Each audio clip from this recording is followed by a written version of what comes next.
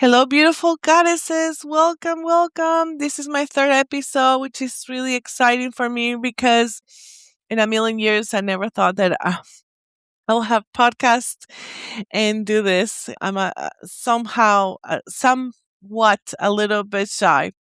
But, anyways, thank you so much for being here. This is Jasmine, your host to Goddesses Well Lab.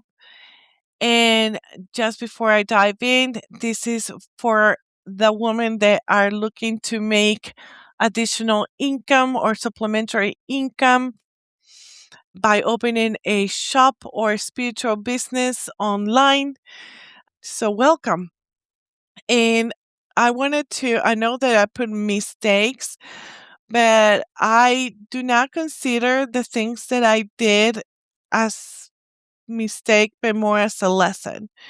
I think that all the lessons will always just redirect you to what should be done or what should not be done, etc., etc. So please, if you have made this, just be very loving to yourself and always remember that there was a reason that you did it and you did it with love. And that goes for everything that you are going to make many oops and downs and ouch, but remember that your final goal and just keep going and move forward. So that's the first lesson, I guess, that I want to share, that even though I made this and I know that I lost money and time, I did it with the love and the intention to make sure that my business not only flourish, but will be of service to others. So let's dive in. This first one is skipping your market and product research. I know this sounds kind of like techny and kind of scary to even think about of a research, because you think of college or you think of school when you have to go for hours and hours to look for topic that you don't know, but it doesn't have to be that way now, thank goodness, because you have ChatGPT, you have so many platforms, social platform that you can ask and do it that way. And that's all it means, is to learn about not only your product, to who to sell it to, where to sell it to, and yeah, those three. Where to sell it, to who to sell it, and yeah, those two, I guess, two. But anyways, and I didn't do that. The first time that somebody told me to do this was in college. I was doing my master in business administration, and I did my master's in business administration. And you hear this a lot. You hear that you need to know your niche, you need to know where to sell it and for how much, all those things that it just went through my brain and come out, because in the past, my experience as far as businesses, it was just I have a product that I love and people are going to love it like me, and that's it. But it involves way more than that. And I don't want you to think that this is going to be a year. Hey, there's products, I'm sure that they spend years before they sell it in product research, but no, it doesn't have to be like that at all. So my first lesson was that I first I remember clearly, I bought my first batch or product batch was $300 worth of crystals. And I mean all kinds of crystals, random crystals. That's it. It was just random. If you see you will never see them again in my in my store. It was very random. Yes, I sold them sporadically, but at the end, I either sold it for less or give it away or whatever I did with it just to get rid of it. But it did not sell for the full price for sure on my first year. And I say this lovingly because if I see them, if I see the pictures again, I know that I did my best, but I should have make my research, like I said. So I'm going to give you another example. For instance, let's say any product, and this goes not only for the beginning of your business, but through the entire time in business. This is a crucial part of your any business. Let's give an example of Nike. Nike is sportwear.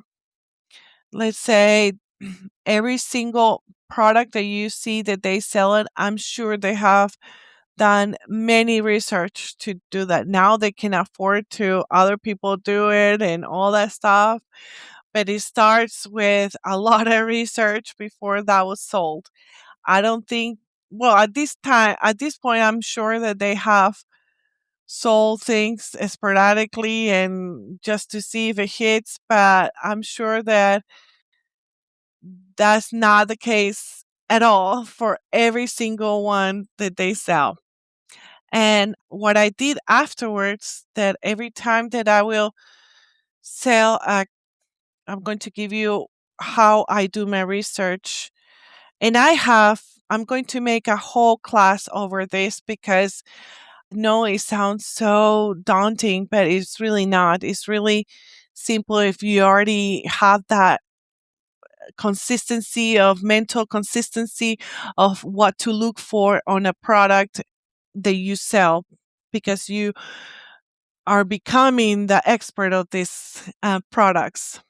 So, for instance, if I were to sell now a crystal, let's say amethyst, I would not only see for those amethyst lovers what they've been buying lately. I will look for also what mothers or brides have searched on purple crystals. Have they used it more into the jewelry? Are they looking into decorations?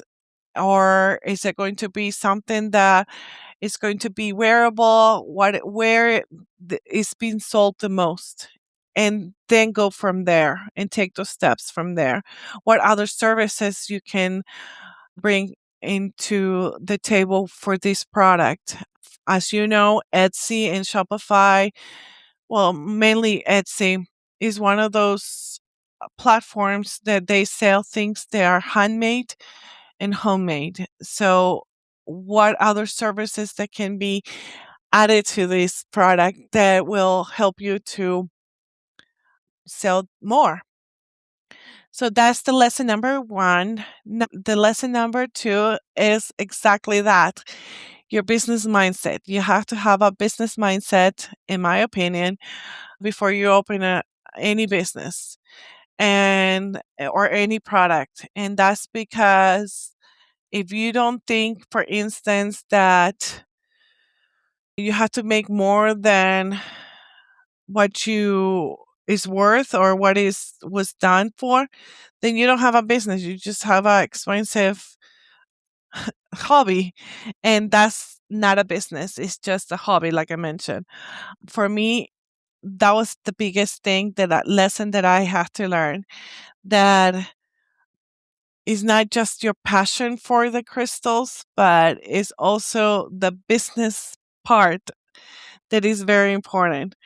And let me give you another example that I did, and it was that I will, okay, sell a crystal that I got for $10. I will sell it for $20, but then I will add a freebie and also did not counted the fees that they were in hiding, not hiding, but were from Etsy, and the shipping and the cost of the material, the cost of me making them.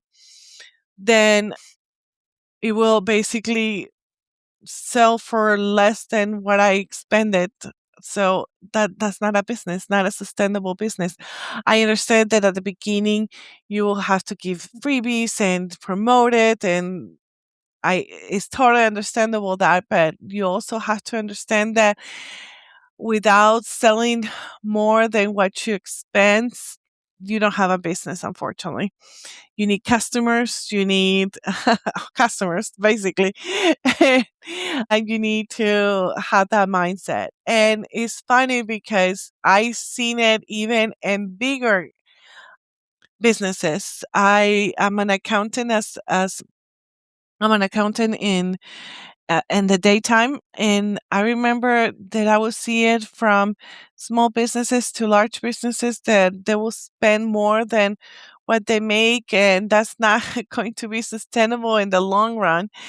And it's not being greedy, it's not being nothing like that, but it's just being honest that you have to have a very strong emotional relationship with money, or an intimate relationship with money in your business. That's just it. All right. And lesson number 3 is getting someone to help you, or a mentor.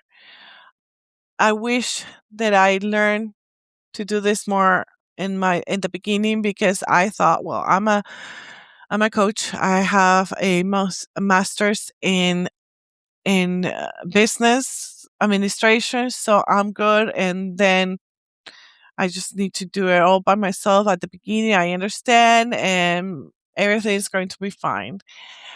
But no, if you get a mentor or someone to help you, it will help you to not only concentrate on the things that requires your attention, your creativity, and your heart, and let those people or those mentors tell you what to focus on most, for lack of a better word.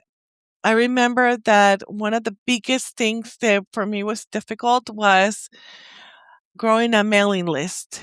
And until until today, I have to kind of figure it out a little bit by myself. But now I know that there's people that are masters in this, and they will take it and transform it, and you don't even have to like you only have to put your input a little bit, but that's it. They will help you with all that mindset, and I'm sorry, all that administrative things that is required in every business. It doesn't mean that you're not going to play different characters and please and different positions in your business at the beginning. It just means that if you get help, professional help, in the sense that they're already a little bit farther than yourself, then that's going to give you a great advantage than someone that just started and don't know where to start. So yes, please considering getting help from the beginning of your business, because it's going to literally save you a lot of time and a lot of money. So yeah, those are my 3 lessons that I will always recommend and say to everyone that's starting a business to never skip it. And I think that any of these 3 lessons will just stop in the beginning of your business. It will go through your entire business. I still do marketing research. I still seek every year mentors and coaches that help me be better in my business.